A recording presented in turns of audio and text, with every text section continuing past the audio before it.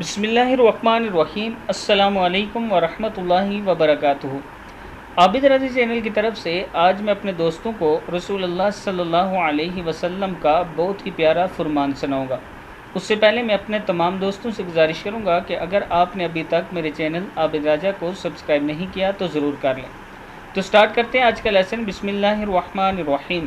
رسول اللہ صلی اللہ علیہ وسلم نے فرمایا کہ جو شخص کسی ایسی مجلس میں بیٹھے جس میں شور و غل ہو، یعنی دنیاوی باتیں زیادہ ہوں، پھر وہاں سے اٹھنے سے پہلے یہ دعا پڑھے تو اس کے گناہ جو اس مجلس میں صادر ہوئے تھے معاف کر دیے جائیں گے۔